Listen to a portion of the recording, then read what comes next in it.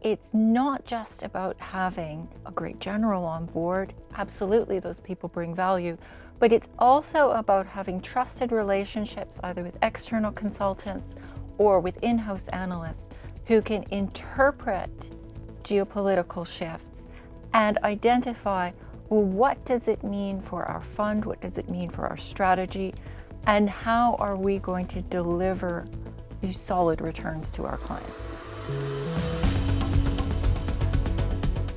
Hello, ladies and gentlemen. I'm Yuri Bender, hosting the PWM Tea Break at the FT Studio here in London, welcoming back one of our regular guests, Louise Tumchewics, a supply chain consultant and research fellow at the Center for War Studies in the University of Southern Denmark. Wonderful to see you once more, Louise. Thanks, Yuri. It is great to be back. And Louise, what kind of tea have you opted for today? You usually try to send us some kind of message through your choice of beverage. I have chosen some calming chamomile tea. And I think that the participants at the recent Munich Security Conference were taking your advice because it was a bit of a calmer atmosphere compared to the fireworks of 2025 when J.D. Vance redrew the geopolitical map and very much said that Europe are now adversaries rather than allies. I think Rubio gave a much milder address than what J.D. Vance did in 2025. It was language that I would say that European officials are much more accustomed to hearing from a U.S. senior official. So a reminder that the U.S. and Europe are still friends and that they do have this shared cultural history. I don't think, however, that it represents a dramatic shift in U.S. foreign policy. What I do think it represents, though, is a recognition between Europe and the United States that they do need each other. They are big markets, they're close, they're very integrated. Pictet's Geraldine Sundstrom, the head of investments there, she was talking about a European revival, getting away from US dominance. Her key investment call, she told me, less US, more of the rest. I think there's a recognition in Europe that they do need to be developing far more autonomous capabilities in terms of security and defense, and therefore supporting European defense manufacturers, European research, and that there is a danger in being overly reliant on the United States, and that it's important to be independent in security and defense. I don't think we're going to see the disappearance of iPhones and Apple computers anytime soon, but there is that recognition that Europe does need to develop capabilities of its own and also develop other relationships.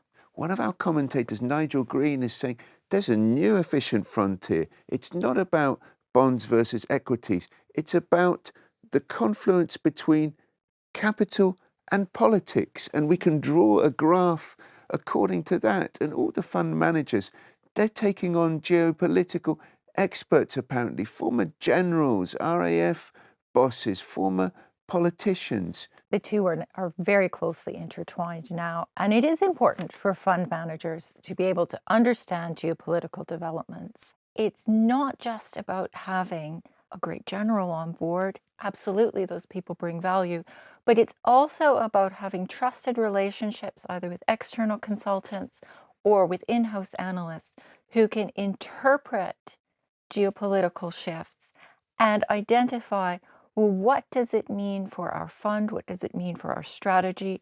And how are we going to deliver these solid returns to our clients? And we had a piece from Tenke Zoltani at Better Finance, and she advises families on sustainability. And she's saying that the defense companies now need to be part of that sustainability equation. And she talks about the military laboratory. Defense is really a growth area. Families want to get involved. And it's important that there are some guidelines about how to do that.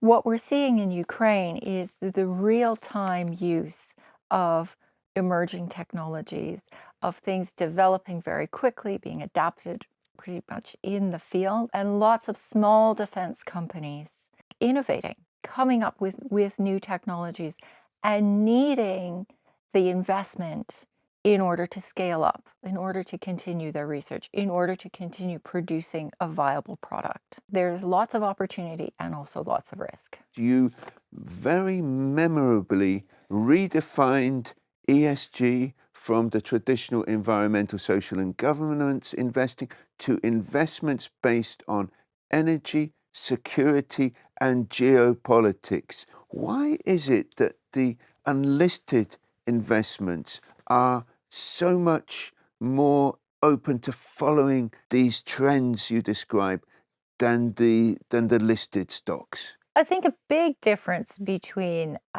these small emerging defense companies and say big traditional defense primes is they have the space to innovate. They're not tied into big capital projects. These small companies are not trying to fulfill a big order of tanks, for example.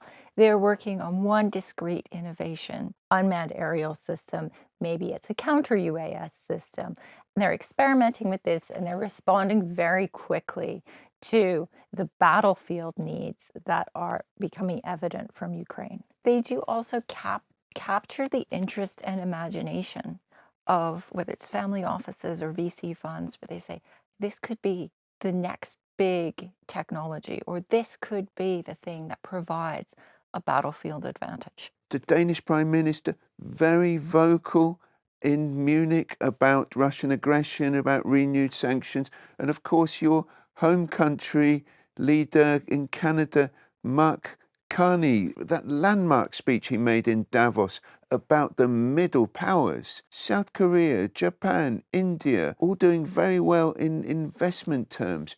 Do you envisage some kind of middle power pact, all of these countries becoming a very large investable and a power base economically and geopolitically? I think there's probably too many of them and too many differing interests to see an organized multilateral forum emerge anytime soon. But I think we will certainly see the strengthening of ties and the diversification of ties amongst middle powers. So some middle powers forming relationships with each other that just might not have existed or been much looser beforehand. And your analysis of the superpowers and the middle powers on the battlefield in your latest book, Small Armies, Big Cities, I hear that's selling well on Amazon and in Waterstones. Any other projects you're working on at the moment, Louise? Looking at things like the Rearm Europe program, the Safe Europe bonds, what do those really mean? And also, delving more into what does a new ESG landscape look like? Looking at the security of supply. How do we ensure the security of supply in an era of geoeconomics and in an era of much greater geopolitical competition? All topics that will be absorbing investors and our audience of wealth managers and family offices. So we look forward to seeing you again for your next take on the changing economic landscape. Thank you so much for joining us, Louise. Thank you so much, Yuri. It's been a pleasure. And sadly, that's all we have time for today. But I look forward to seeing everyone next week when we'll be taking a much closer look at what effective leadership means in both wealth management and politics in the next episode of our PWM Tea Break.